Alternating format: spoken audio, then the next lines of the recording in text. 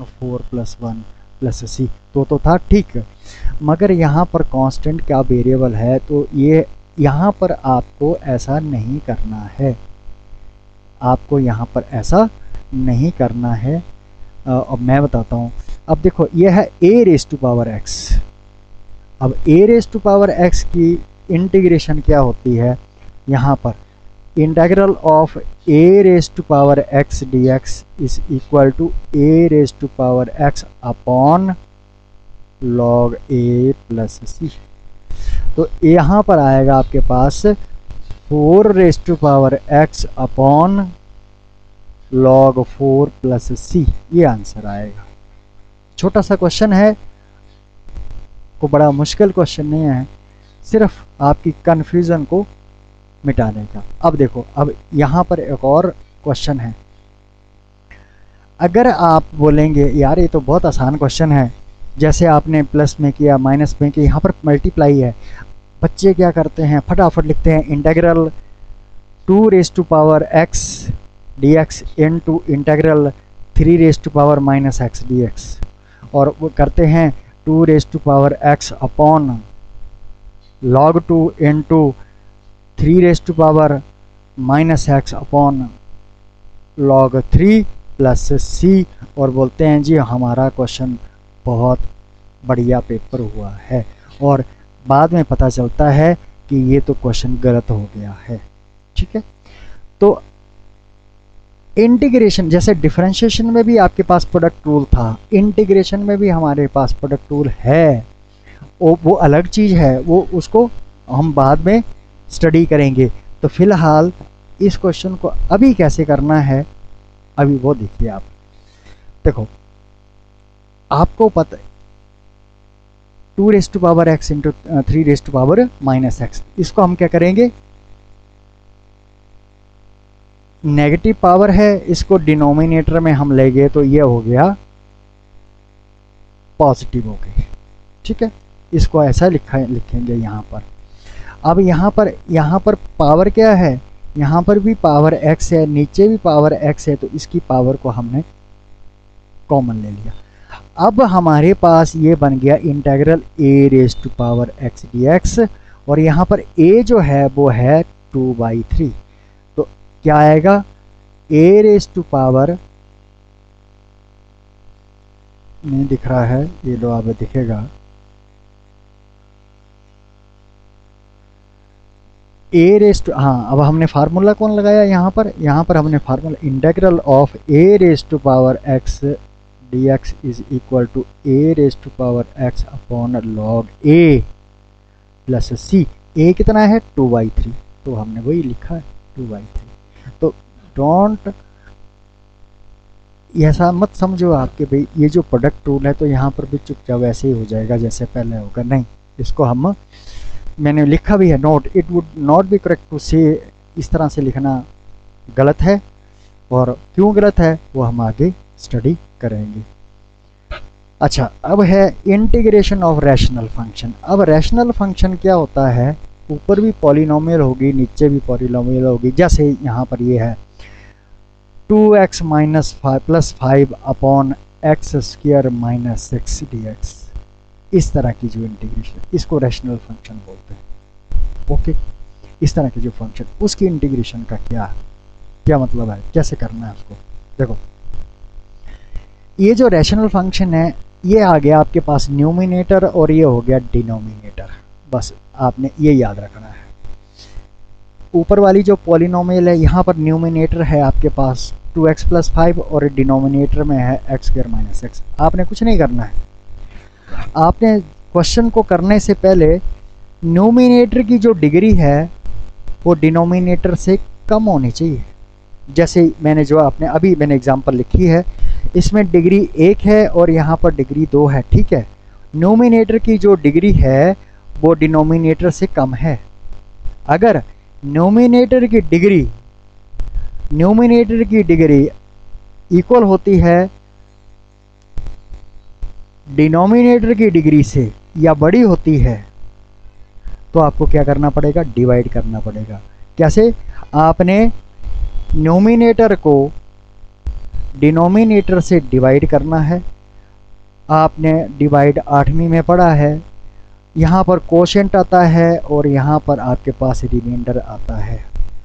तो अगर आपके डिवाइड करके फिर आपने न्यूमिनेटर और डिनोमिनेटर को, यही चीज़ लिख रहा हूँ मैं, इसको आपने लिखना है quotient plus remainder upon divisor. उसके बाद फिर आपने इंटीग्रेशन करनी है। नेचुरली है, जब आप ये प्रोसेस अपनाएंगे तो अगर तो क्या होगा, तो न्यूमिनेटर की डिग्री डिनोमिनेटर से ऑटोमेटिकली ही कम हो जाएगी और हम स्टैंडर्ड रिजल्ट डालेंगे। याद रखना, रैशनल फंक्शन कहीं भी मिले आपको इंटीग्रेशन में जहां पर न्यूमिनेटर की डिग्री डिनोमिनेटर्स के बराबर हो, इक्वल हो या ग्रेटर हो, आपने डिवाइड करना नहीं भूलना है। तो चलो इस कंसेप्ट को क्लियर करने के लिए कुछ हम करते हैं। ये देखो, जैसे ये देखो, ये है x square plus 1 upon x cube. Degree, numerator की डिग्री जो है वो है 2 और डिनोमिनेटर की डिग्री क्या है, वो है 3। नेचुरली ठीक है, न्यूमिनेटर की डिग्री जो है वो डिनोमिनेटर की डिग्री से लेस है, हमें कुछ भी नहीं का, फिर क्या करना है, करना है ठीक है। अच्छा वो तो चलो, ये तो ठीक है कि भाई है। अच्छा अब यहाँ पर जहाँ भी आपको ये लगे कि इस तरह का कोई फंक्शन है तो आपने इसको डिवाइड ज़रूर करना है। यहाँ लॉन्ग डिवीज़न से नहीं, कोशेंट नहीं, ये तो सिंपल सी डिवीज़न है।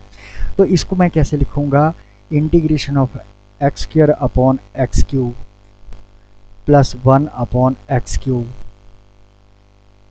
D x. क्यों डिवाइड किया, मुझे पता है यार ये एक्स स्क्वायर है और ये एक्स क्यूब है, यहाँ से एक्स स्क्वायर और यहाँ से कटेगा, एक एक्स बच जाएगा, मेरा क्वेश्चन आसान हो जाएगा।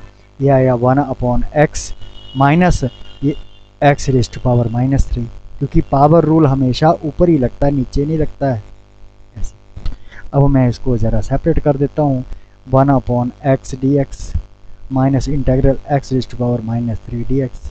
अब जोर ला लो तो इसकी इंटीग्रेशन हो गई log of mod of x minus, यहाँ पर आपको power rule x raised to power -3 plus 1 upon -3 plus 1 plus C, और यहाँ पर आपको मिलेगा log of mod x minus x raised to power -2 upon -2 plus C, और इस सारी चीज़ को हम लिख सकते हैं log of mod of plus minus, और ये माइनस प्लस 1 अपॉन 2, ये वाला 2, और ये आ गया x raised to power 1/2 plus C. इसको हम अंडूट भी लिख सकते हैं, लिखना हो तो आगे इसको हम अंडूट भी लिख सकते हैं। यानी कि फाइनल आंसर आपके पास ये आ गया, ये देखो जी, ठीक है, सिंपल सा ये है। अब अगला को ये देखो, अब यहाँ अब क्या है डिफरेंस, क्या है इस क्वेश्चन में और इस क्वेश्चन में, क्या डिफरेंस है। यहाँ पर डिग्री ऑफ न्यूमिनेटर जो है वो डिग्री ऑफ डिनोमिनेटर के लेस थी, उसके बाद हमने इसको स्प्लिट किया, बस बात खत्म हो गई। अब अगला जो क्वेश्चन है वो मैंने लिया, यहाँ पर न्यूमिनेटर की डिग्री जो है पावर x, वो है न्यूमिनेटर की डिग्री है 6 और डिनोमिनेटर की डिग्री है 2। तो न्यूमिनेटर की जो डिग्री है वो डिनोमिनेटर की डिग्री से बड़ी है, तो हमें डिवाइड करना पड़ेगा, ठीक है, हमें डिवाइड करना पड़ेगा। रैशनल फंक्शन है, ये रैशनल फंक्शन है, देखो ये देखो, ठीक है। अब मैं इसको डिवाइड करता हूँ, कैसे, यहाँ पर आ गया एक्स स्क्वायर प्लस 1 और डिवाइड करना है x raised to power 6 minus 1। आपने पढ़ रखा है, अगर आपको फिर भी डिवाइड करना नहीं आता तो मैं आपको, बहुत ये रफ काम है। यहाँ पर क्या लिखा है, एक्स रेज़्ड टू पावर 6, इसको लिख दिया, किसे डिवाइड करना है, एक्स स्क्वायर के, इसको नीचे लिख दिया, इसको कट गया तो ये आके आपके पास आएगा एक्स रेज़्ड टू पावर 4, और इसका मतलब ये एक्स रेज़्ड टू पावर 4 से जाएगा।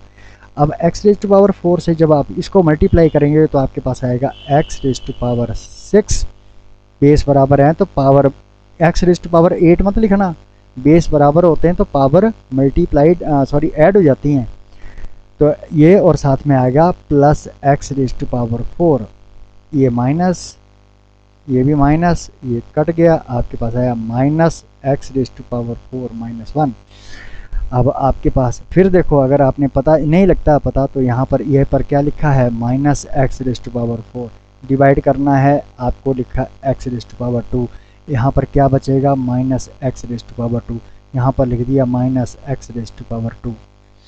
अब फिर ये minus x raise to power 4 into ये आया minus x raise to power 4 plus and minus minus, और आपके पास आएगा एक्स रेज टू पावर 2। नीचे वाले के साइन चेंज होते हैं, कट कर दिया, ये आ गया एक्स स्क्वायर माइनस 1।